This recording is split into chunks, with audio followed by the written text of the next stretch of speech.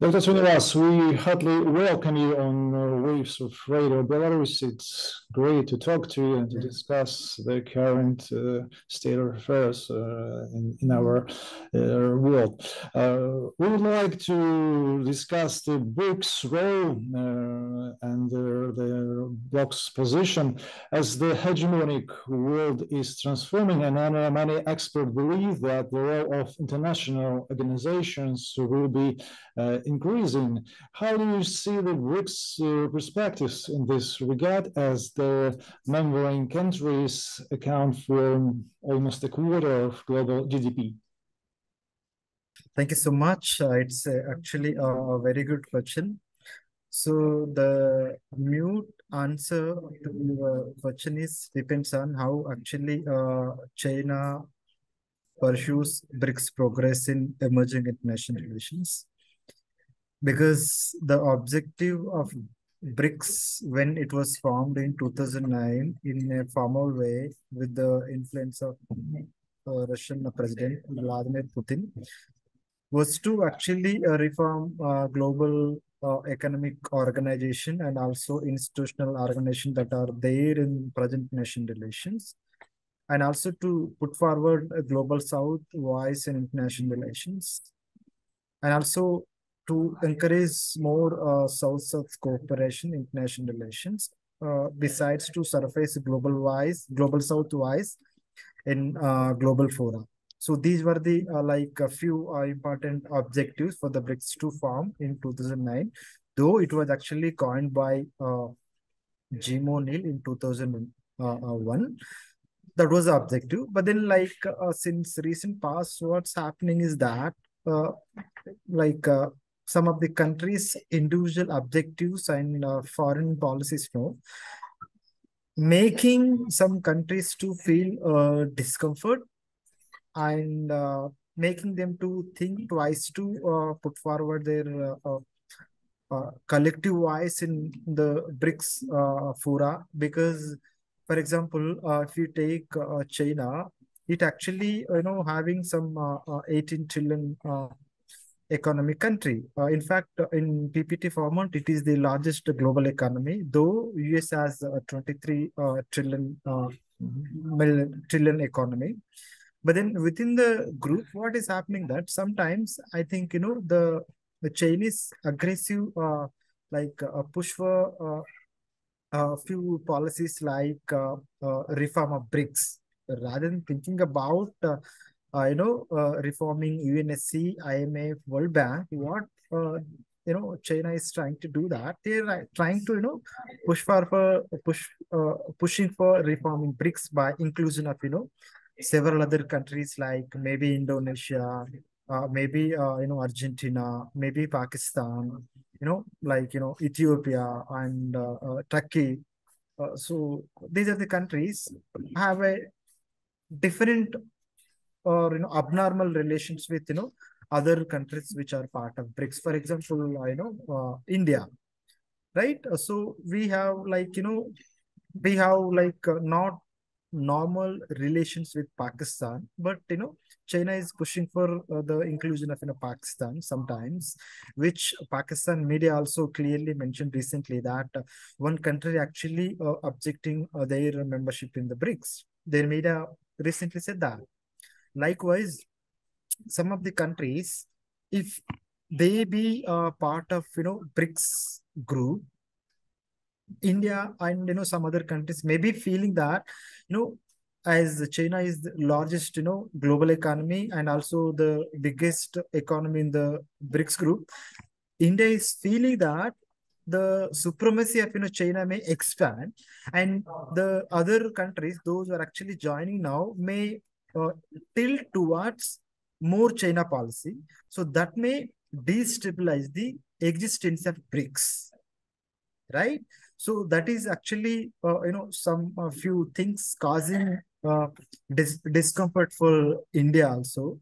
And when these BRICS is trying to push for reforming of UNSC, that also should be practiced. For example, UNSC, right? So China and India both are like permanent members, they should actually aggressively push for the reforming of UNSC for inclusion of other like-minded countries like India, maybe Brazil, because these are the deserving countries. They should actually be given the membership so that their also voice can be expressed proper way. So the bottom line is, if the future of the BRICS actually, it depends on how China behaves towards other countries in the BRICS. In one of your papers, you read about this some kind of confrontation between China and Asia, and also mentioned that the platform provides opportunity for both countries to come closer from being Asian adversaries to more closer cooperation. Is it really possible? See, actually, the media and some other people are saying that China is actually adversary country of India.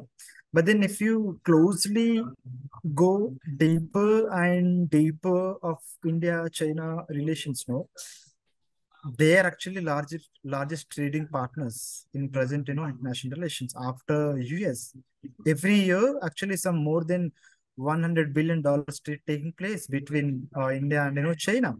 Right? Of course, we have India has a trade deficit when compared to China, but then they have a trade relation. Yes, there are actually a lot of, like disturbances in the border area, but in terms of trade, they're actually, doing good, though India has trade deficit.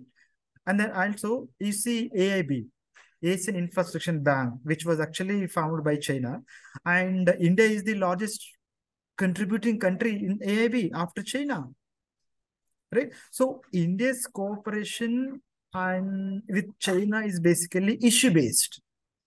Okay, so for example, international reforming a thing, both countries have same voice to reform IMF, World Bank.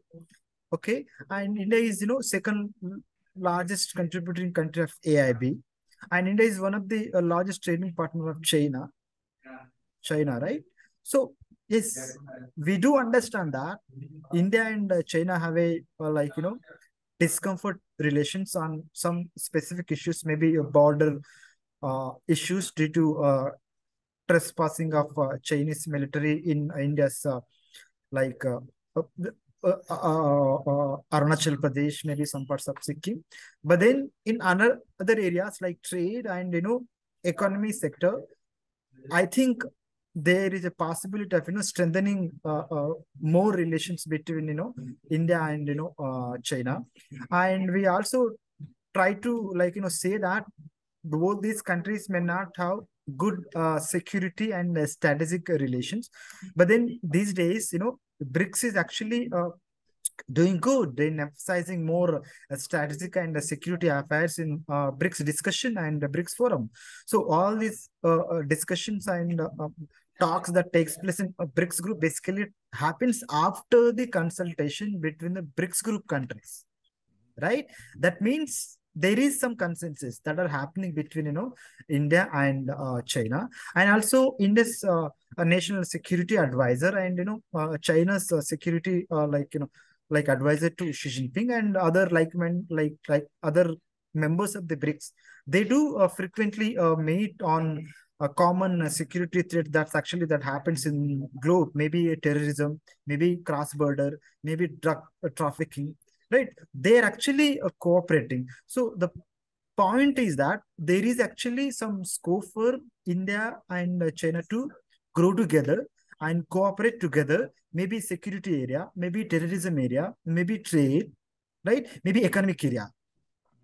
It is obvious that BRICS has enough capacity to respond to world challenges, to tackle the world issues effectively. But at the same time, we see that there is an attempt to contain emerging powers. And do you predict the confrontation between this bloc of five and the older international clubs, such as G7 and other organizations?